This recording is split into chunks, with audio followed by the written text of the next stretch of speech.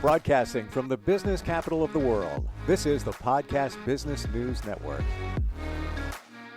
And welcome back, everybody. We're going to talk about something today that has been trending. We started jumping into this last time we got together with him, and we must be onto something here because I'm seeing it more and more in stories. People I know are talking about ketamine and how it can support those with some challenges when it comes to their mental health. There's a lot of thoughts behind it. He's a board certified psychiatrist, knows the pharmaceutical end of it as well. So we're going to bring him back in here. Dr. David Lifschutz is here on the program. David, welcome back. How are you doing today? I'm great, Steve. How are you? It's so nice to see you. You too. Yeah, you're so easy to talk with and make this very understandable for all of us. Now, when I talk to others who, and I make that suggestion that this might support you, somebody who's dealing with maybe depression, they're on meds, or depression meds aren't working, they're on a mood stabilizer, drop that hint, ketamine. And they're open to it, but what comes back most times is, oh, wait a minute, that's the special K drug that people were addicted to, when they were raving at clubs, or that's the date rape drug.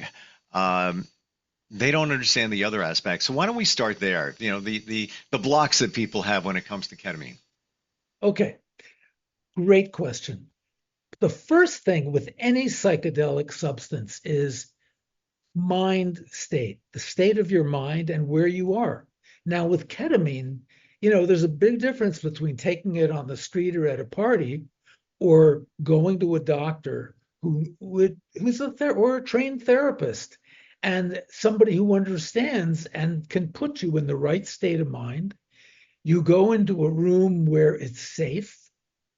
Nothing else can happen. The drug is pure. It's not going to be contaminated with fentanyl or God knows what. And you have headphones, you have music playing, and there's somebody there who can listen. And if you get scared, you can talk about what's scaring you under the influence of the drug, and they can work with you. Tell us how that, and I've shared that with others based on our last conversation, that you need to have somebody, not just one of these IV places that have that are legally allowed to dispense ketamine along with, vitamin C IV, whatever it might be. Exactly. Yeah. Yeah. A lot of places, anybody with a license to write certain prescriptions can gloms onto this now because it's like a fad. So they open up a ketamine clinic, but there's nobody there who's trained as a mental health professional who can really work with you. And very often, very traumatic things may come up in the process. And you want somebody there who, when that starts happening, they can hold your hand or talk to you and say, it's okay. What are you seeing? What are you experiencing? And we'll work with this. But if you're with your friends and you haven't been in these places before, it's very frightening. Especially, or if you're on a date and you're with somebody who's really hot to trot and you don't know what's going on. You've never taken ketamine before. It's dangerous. It's scary. Let's talk about that. So, well, actually, I want to go back to address what people have said. Oh, the date rape drug. Why was it used? What, is it just make somebody just out of body, and then somebody could take advantage of somebody else? And the same thing with when it was, called Special K in a club experience, being out somewhere. Is it just that psychedelic vibe thing going on that somebody would experience, and that's why they were taking it? I remember something that happened to me in LA when I was in my mid-20s. I went to a party and it wasn't ketamine, it was PCP, which is a forerunner of ketamine. Somebody put it in the punch. Nobody knew about it. And you take it and all of a sudden you're dissociated. You're not sure where you are in time and space. You're not sure you can stand up straight and you have to sit down. And you may dissociate a little bit. physically you're not in control of stuff, you're stumbling around. And Mm, then there are people who can be very uncaring and aggressive. And if it's, they're with some attractive woman and they say, oh, great, I can take advantage of her. She'll never know what happened. right. I mean, who does this? But there are people who do it. Yeah. Yeah. And that's what happens. Or, people who think they're clever and want to, oh, we'll drug them and let's see what happens. It's a terrible thing to do to somebody. And it's criminal. And I can see that now where you're not in your body, so to speak. You're disassociated. So even if you're somebody under the influence, you're thinking, "Oh, am I really here? Oh, that's not really happening. Maybe that is happening. I'm not really sure." And I think it's a misnomer because there's a different drug that was a date rape drug. I don't know that ketamine was really the date rape drug. There were a couple of other drugs that Yes. really make somebody so unconscious that they're not even present mentally like you can be with ketamine or PCP. And and they mix them up. But the most important thing here is the state and the place. And you want a place that's nurturing and feel safe. And you're with somebody that's safe and can talk to you about what scares you about it and what may happen. And if you don't trust them, you probably shouldn't do it. Hmm. But you want also somebody who's mentally health trained or a mental health specialist. Well, yes, and I believe that's the game changer. If you're going to use ketamine for therapeutic value, let's say depression, anxiety, whatever it is, you want somebody that knows how you're going to react and can walk that journey with you. Let's go to that situation. I believe you said it's about 45 minutes after ketamine where you'll experience something. As I understand it, you probably will. It's not some people get it, some people not. Everybody, I guess, has a different type of experience. And then after that, you're all good. Is Well, that right? yeah, but the experience can be varied a lot. I mean, I had patients who had an experience of being in a fairy tale. Um, or I had a couple of patients who had been badly traumatized. I had one guy who got beat up in an alley in Belgium because he shouldn't have gone into this alley, and he was very, very traumatized by it. He had a lot of fractures. And he would end up, when he took the ketamine, imagining he was flying over a city in Europe. Wow. And when he came out of it, we talked about it, but what would happen is if he sat up too quickly, he would feel a little dizzy and disoriented. Your vision is off because you're still disoriented and dissociated a little. Mm. So if you try to read something, it looks blurry. So we encourage them to stay lying down and just relax, listen to the music. And in 10 minutes, they're much better. 15 minutes are much better. I always encourage them to bring a snack or a sandwich or some yogurt because they don't eat for 3 or 4 hours before. And Uh, eating something helps to ground them also. hmm. You have them focus on your feet on the floor. What's that like? Feel that. Look at the wall. What are you seeing? Is it about 45 minutes? So let's say, Or to let's an say, hour, sometimes an hour and a half. oh, really? Okay. Okay. Yeah. And is the experience different every single time? Same person goes and, they'll do a treatment today. Maybe they go back next month, whatever the treatment plan is. Can it be shorter? Can it be longer? Yes. Everything's okay. I recently treated a woman who had been terribly depressed for years and years and years. And we did 7 or 8 sessions. The eighth session, she had a very short session. She got very depressed, was feeling terrible, and sometimes it happens. So I was unsure if she'd even come back, and I suggested she did. She saw her therapist, who suggested that she seems a little different and she thinks it's working. So the 10th session, she came in. We talked about it. She didn't like some of the music we were playing, so somebody had come in with a wonderful thing on Spotify that was very relaxing and calming. We played that, and she had the best session she'd ever had. She came out of the ketamine session with a big smile on her face. And this is someone who was so anxious about being with me that she wanted her mom to come, which was fine. And her mom was sitting in the room with us because her mom was very concerned. Wow. And, so you don't know. Other people sometimes, they can take like a large dose. Uh, then you might have them do a very small dose. Um, in my experience with ketamine, I went to a seminar where people who do ketamine with patients, and I had 10 milligrams intramuscular. I had the best, deepest session I'd ever had, and I saw things that I never knew about myself that came up. Ooh, okay. That's interesting. It's Yeah, almost what people describe when it comes to microdosing mushrooms, where you have certain clarity. So you can get that with ketamine. you can get it with ketamine, and it can be very helpful.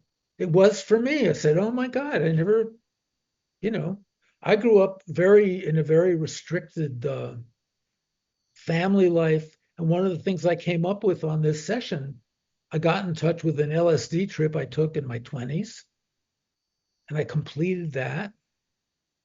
And then I got in touch with, I was in a group, there were 5 women as part of this seminar. And I was just wondering, gee, what during under the ketamine, what it would be like to have a child with each one of these women. And it wasn't sexual so much as what would it be like to be a dad with married to one of these women, have a child with her, or to have a child with her. In fact, one of my friends, who's another doctor who was with me, I told him what was going on, and we were talking about getting together for brunch or something just to catch up. Later on, and she says, "Well, can we bring all the kids, the imaginary kids?" Right, right, right. It was That's just, so, so interesting, and cool at the same time, where you have these realizations. So, did I hear you right, David, that in a ketamine session, your mind went back to, I think it was an LSD LSD trip. from I back in the day. Not like you relived it, but you revisited it. I revisited it, and it was an LSD trip where I grew up in a very difficult family. So what happened to me in that LSD trip, which was appropriate, is I cried for 5 hours, and I got back into it, and I was crying.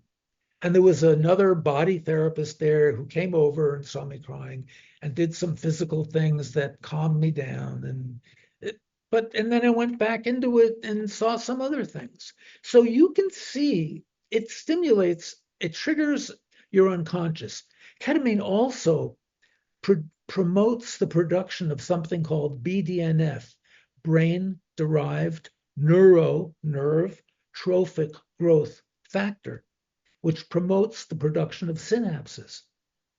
So using ketamine after a while will make more and more synapses in your brain. So you think more widely, for lack of a better term. Um, Wow. it also is an excellent analgesic or pain reliever. I had one patient that had a certain type of neuralgia in their face that was very, very painful. He'd had 2 neurosurgeries to try to deal with it. It didn't work. A colleague of mine said, "I'll cure it because I'll do IV ketamine with him." I said, "Okay." I referred the patient over there. He had 2 ketamine sessions um, with a higher dose than I usually use. And the guy has not had any pain for 9 years now, Wow. Just from that 1 or 2 sessions. 1 or 2 sessions. Amazing. amazing what it can do. Um, Back to the reconnection with the LSD situation, Right. and you were crying then, and then when you relived it. Uh, was that a emotional release that was going on? I'm not sure what it was, but I understood at this point why I'd been crying, and it was appropriate at the time because I'd grown up and suffering a lot emotionally. And it was like I couldn't do certain things. And that's so the LSD, there's something called LSD psychotherapy that can be very profound and very helpful, although it's different than typical psychotherapy, but you get in touch with some very deep things. Hmm. So when I did this, it was something that was very appropriate for where I was at the time emotionally. Would you say that there's some kind of connection to what we're talking about and even hypnotherapy, where that taps into your subconscious? I've had it before. Yeah, yeah, I was crying, going back to childhood watching a movie of myself when I was a little kid, and it It's sounds similar. it's very similar. I Hmm. mean, hypnosis really is you're really in control in hypnosis, but you allow yourself to be guided by someone in a very deep way without a lot of the normal restrictions that go on. And so you were able to get in touch with this place that had been very painful for you, probably unbearably painful as a little kid. Yeah, and not that I had a horrible childhood. It's just those moments that sit with you later in life. For example, being bullied as the fat kid on the playground. Yeah, That continued. Parents getting divorced when I was extremely young. That negativity there, and on and on and on. All of those things.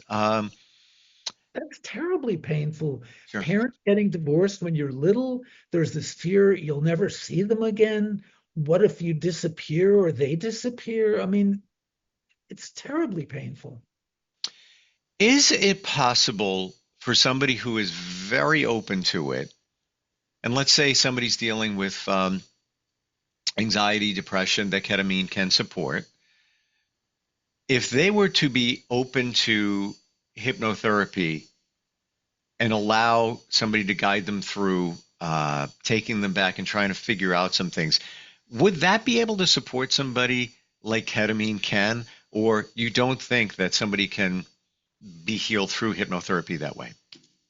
I think it's so complicated. It really Mm, depends because hypnosis is very different in is very similar in different ways, like Yogi Berra says. And maybe, I mean, given your story, I mean, maybe ketamine might put you back there, maybe not. I right. mean, we think that there's a self-healing part of everybody that helps to drive the ketamine. So the ketamine takes you where the ketamine thinks, or the self-healing part thinks you need to go. Yeah. When I met the hypnotherapist, the first thing I said was, take me back to my childhood, please. Let's go. Back to the future. It was like I already knew, but that was also based on talking to people like you and researching it, that a lot of what we deal with as adults all came from our childhood. Exactly. Yeah. And it's interesting because it brings up um, one of the other things that we'll eventually talk about is AEDP, which has to do with early trauma. But we'll get to that, I guess, next time. Yeah, right away I'm like, what do we got here? We don't have Yeah, time to dig yeah. into that, but right away I'm like, oh, there's something else we can learn here about. The mind is amazing. It is just what it holds on to, how the subconscious, pilots us every single day. It is truly amazing. I'm gonna say that without a doubt, you're an empath. I am. Yeah. It's true. Yeah. Even just how you relate to people and what they deal with, but you do it in such a very personal way because you understand. Right. Yeah. What else is there? I mean, given that I'm a psychotherapist and a psychiatrist, I want to really deal with the person and where they really are, because all we have is the present. Yesterday's gone, tomorrow's not here.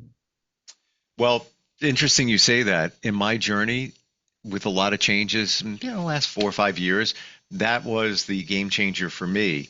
I met somebody early on. I'm not even in contact with them, but I believe people show up for a reason. And she said to me, "Why don't you ever live in the present?" I'm like, "What are you talking about?" "Oh, you always look at the past. You always look at the future. You're not like living in the moment now." And it took me a couple of weeks to process that. And I'm like, "Oh, all right." And then as time went on, I figured that out. So Great. And if you want to explore the ketamine, let me know. Back to the future. And I'll share with you in 5 seconds here. I'm usually the one that calls somebody else out for being an empath. Like, detected in you in a big way. I have a friend who is a nurse, and she needs to take off like every third day because she's just so drained from working with people. I said, "Do you realize what's going on there?" And then I took a strength assessment test about 2 or 3 months ago. 34 strengths come up. Number 1, communication. All right, duh, this is what I do. Number 2, empath. You're right. You are an empath as well. I know. And what you're picking up is, I bet, I don't know your friend, but I bet some of the stuff at work is triggering old stuff for her. 100%. She needs to deal with. You are so right. And she's had, yes, a lot of challenges in her life. And she would just take that on and need to recover on every third day. David, fascinating and fantastic talking with you. How do we learn more? You're in the New York area. If somebody either wants to make an appointment or even just pick your brain on this, how do they do that?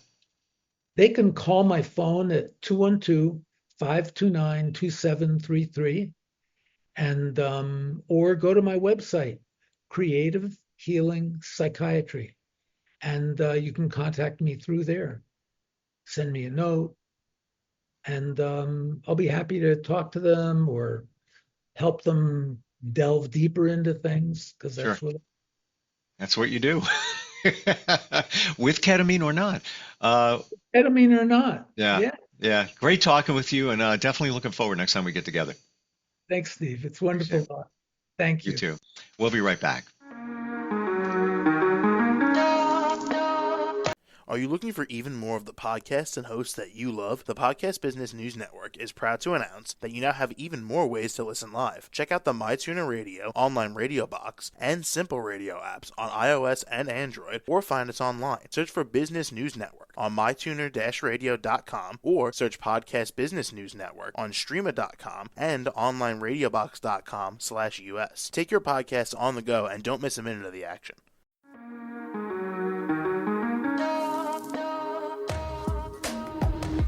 Broadcasting from the business capital of the world, this is the Podcast Business News Network.